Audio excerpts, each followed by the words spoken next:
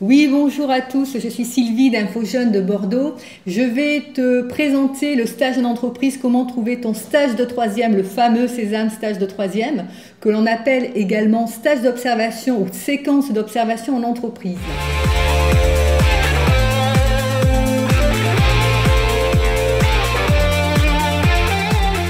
Alors, c'est un stage effectivement d'une semaine, un stage obligatoire qui a lieu toujours avant les vacances scolaires.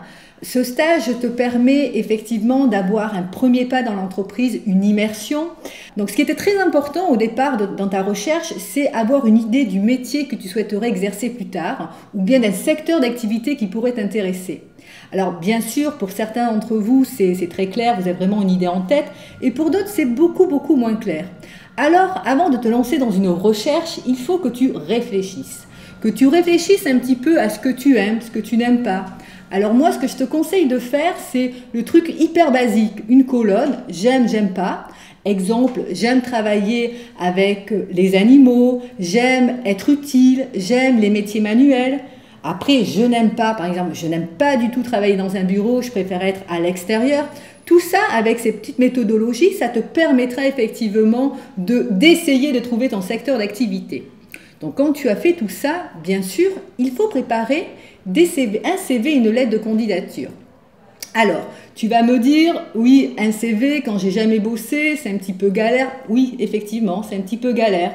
Mais le CV est indispensable dans n'importe quelle recherche, que ce soit un stage de troisième, un contrat en alternance, un job. Donc, effectivement, il y a des choses incontournables à savoir. Alors, le CV, ça se présente comment ? Alors très simple, hein, tu vas le taper sur ordinateur, sur une page blanche. D'un côté, tu vas marquer tes coordonnées, nom, prénom, ton adresse, ton numéro de téléphone, ton adresse mail et ton âge. Alors attention aussi, hein, au niveau de l'adresse mail, ne choisis pas une adresse farfelue.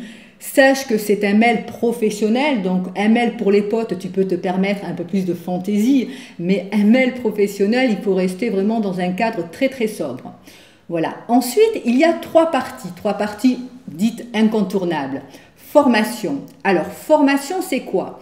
Alors, formation, toi, tu vas peut-être plus parler de parcours professionnel. La formation, tu vas mettre ta classe actuelle. Donc, tu es en classe de troisième, donc tu vas indiquer, exemple, 2020-2021, collégien en classe de troisième, collège Chevreus à Bordeaux. Tu ne remontes pas jusqu'au CP, hein. Là, c'est suffisant. Au niveau de l'expérience professionnelle ou parcours professionnel, bien sûr, tu n'as pas grand-chose à mettre. Moi, je te conseille d'indiquer une phrase du style pas d'expérience significative, mais une grande motivation pour rejoindre votre entreprise.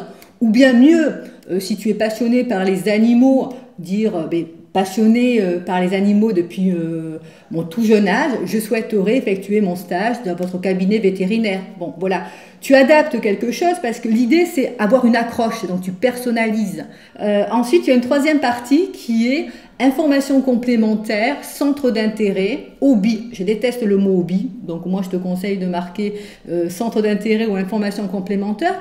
Donc c'est là où tu vas un petit peu je ne vais pas dire te lâcher, mais c'est là où tu vas te dire, bon, j'ai des compétences, des savoir-faire. Je suis par exemple sportif, je fais de l'athlétisme depuis tant d'années, je fais des compétitions régionales, nationales, j'écris des textes, ça peut être de la musique, des textes. Voilà, là tu vas mettre des choses vraiment qui concernent ta personnalité et tu verras, tu vas ressortir vraiment des choses très importantes. Même si tu parles des langues étrangères, n'hésite pas à le mettre, c'est très important. Donc voilà, donc ça c'est le CV. Après, moi je te conseille de faire quand même une lettre de motivation. Alors pour un stage de troisième, bien sûr, elle n'est pas souvent demandée, mais quand même, il faut que tu te mettes en situation de recherche d'emploi classique. Et c'est un bon exercice pour tes futures recherches. Donc la lettre de motivation, c'est quoi? C'est mettre vraiment ton intérêt à faire le stage dans cette entreprise. Donc pareil, elle est composée de plusieurs parties, donc les coordonnées, ensuite les coordonnées de l'entreprise. Si tu sais le nom de la personne, tu peux marquer le nom de la personne ou écrire Madame, Monsieur. Dans la première partie, tu dois indiquer que tu es collégien en classe de 3e et que tu dois effectuer une période de stage en entreprise de telle date à telle date. Tu mets le cadre. La deuxième partie, le développement, donc c'est là où effectivement il faut que tu personnalises ta lettre. Il faut que tu utilises des mots, des phrases courtes et affirmatives, pas de négativité. Et aussi que tu utilises un langage courant, usuel, mais pas trop familier, parce que bon, ça reste quand même une lettre de candidature. Et la troisième partie, tu vas demander un rendez-vous, et puis la formule de politesse, bien sûr, et la signature. Voilà. Donc, premièrement, tu as réfléchi au métier, au secteur d'activité. Deuxième étape, tu as fait ton CV, ta lettre. Alors, bien sûr, pour la lettre, tu te fais aider par tes professeurs, tes parents, tes amis. Tu évites les fautes d'orthographe, bien sûr, parce que ça, c'est pas possible. Donc, tu es peut-être pas bon en orthographe, mais je suis sûre que tu as certainement d'autres qualités. C'est pas très grave, mais tu refais relire tout ça. Alors là, tu vas me dire, ok, après toutes ces étapes, qu'est-ce que je dois faire? Eh bien, c'est la candidature. Alors, comment il faut procéder pour les candidatures? Alors, avant de te lancer dans une candidature, tu réfléchis aussi à la zone géographique. C'est-à-dire que tu réfléchis si tu peux te rendre à l'entreprise en transport en commun, bus, tram, si tu as un scooter, pourquoi pas, voilà. Parce qu'il ne faut pas que le stage soit à 2 heures de chez toi. Il faut quand même que tu essaies de trouver un stage pas trop loin. Pas à 5 minutes non plus, il ne faut pas exagérer. Mais voilà, tu essayes de voir la zone géographique. Alors, pour trouver les stages, qu'est-ce qu'il faut faire? Mais il faut avoir un réseau. Alors c'est sûr que le réseau, lorsqu'on a des parents, des amis, de la famille, qui connaît beaucoup de monde dans plusieurs secteurs d'activité, c'est super aidant. Mais bon, on n'a pas tous un réseau malheureusement. Donc qu'est-ce qu'il faut faire? Alors pour les candidatures spontanées, tu peux regarder sur Internet les entreprises qui peuvent t'intéresser, les secteurs d'activité. Tu peux ensuite faire du porte-à-porte directement avec ton CV et ta lettre. Tu peux envoyer un courriel ou un mail en indiquant à l'objet du mail stage en entreprise, stage de 3e en entreprise.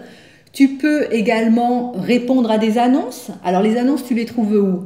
Alors tu peux le trouver sur le site InfoJeunes par exemple, chez nous. On a quelques offres de stage. Tu peux le retrouver sur le site, la plateforme du département de la Gironde. Tu peux regarder un petit peu partout et à partir de là, tu candidates. Bon, c'est pas un exercice facile, hein, mais ça commence comme ça. Alors, ensuite, quand tu as envoyé tes candidatures, ce qui est très important de faire, c'est un tableau de suivi. Effectivement, si tu fais ça et que tu n'es pas organisé, à un moment donné, tu vas t'y perdre. Donc moi, je te conseille sur ton smartphone, sur ton ordinateur ou dans un carnet, éviter les post-it que l'on perd, de dire quand est-ce que j'ai écrit à la personne, de quelle façon, est-ce que je me suis présentée, du porte-à-porte, est-ce que j'ai téléphoné à la personne, est-ce que j'ai envoyé un courriel?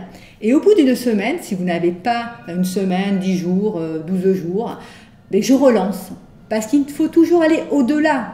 C'est-à-dire qu'à un moment donné, tu as fait ton CV, ta lettre, tu as envoyé, hop, tu reprends contact avec l'entreprise. Tout simplement, ça montre aussi ta motivation pour effectuer le stage chez eux. Donc, évidemment, ce n'est pas un exercice facile, hein, mais tu dis, voilà, je vous ai envoyé mon CV et ma lettre de motivation pour un stage de 3e. Je vous l'ai envoyé il y a une semaine. Je voulais savoir si vous avez bien reçu ma candidature. Qu'est-ce que vous avez pensé de ma candidature? Enfin, t'argumentes. Et par contre, tu te fais justifier, enfin, tu essayes de demander pourquoi on refuse ta candidature. C'est important parce que ça te permettra de rebondir aussi par la suite. Alors, il faut surtout que tu te dises que toute réponse négative est positive. Ouais, bon, ça a l'air un peu facile de dire ça, mais ça te permettra effectivement de prendre de l'assurance au fur et à mesure. Voilà, donc c'est très important. En revanche, si la réponse est positive, super. Alors, on va te demander un entretien. Alors, encore une fois, c'est une formalité. Tu es en stage de 3e, mais quand même, c'est toujours un bon exercice. Donc, pendant l'entretien, il faut quand même que tu y ailles détendu, que tu aies préparé un minimum ton entretien. réfléchir sur les points positifs que tu peux mettre en avant. Poser aussi des questions, parce que c'est super agréable également de poser des questions, 2 ou 3 questions à l'entreprise, voilà, pour vraiment montrer ta motivation. Quand tu y vas aussi, il faut que tu aies une tenue adaptée, bien sûr. Encore une fois, tu peux y aller en tennis, en basket, mais une tenue correcte. Tu peux éventuellement aller en casquette, mais tu enlèves la casquette lorsque tu arrives au rendez-vous. Ça aussi, pendant l'entretien, tu ne gardes pas ton smartphone à la main, hein. Tu le mets en vibreur ou tu l'éteins complètement dans ton sac ou dans ta poche. Hein, tu ne tiens pas, voilà, c'est pas un entretien avec un pote, hein, c'est un entretien professionnel. Donc là aussi, ce sont des attitudes à avoir. Voilà, donc c'est très important tout ça. Et donc après, tu peux demander également quand est-ce que tu auras une réponse. Voilà. Alors, ça a l'air très facile comme ça, mais ce n'est pas un exercice facile. Mais ce qu'il faut que tu retiennes, c'est que ce fameux stage de 3e ne remet pas en question toute ta scolarité ou ta vie, hein. Certains vont faire des stages dans un secteur d'activité plus ou moins intéressant. Ça ne remet pas en cause l'orientation, ses futures études et tout ça. C'est uniquement pour vous faire prendre conscience que, effectivement, en entreprise, il y a des règles et ça se passe comme ça. Et pour terminer, je fais une petite parenthèse. Le jour J du stage, arrivez à l'heure. Il est important aussi de connaître le nom de la personne qui va, votre tuteur, la personne qui va vous suivre pendant cette semaine. Voilà, puis après, les choses roulent. Si effectivement, voilà, mais il ne faut vraiment pas que vous ayez peur. Tout va bien se passer. Donc voilà, j'espère que ces petits conseils vous permettront de dédramatiser cette recherche de stage.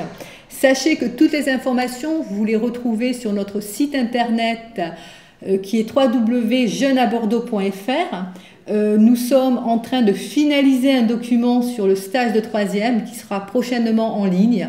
Voilà, donc n'hésitez pas de regarder notre site, de prendre conseil sur ce guide. Et voilà, je vous souhaite une bonne continuation dans votre recherche de stage. Merci beaucoup.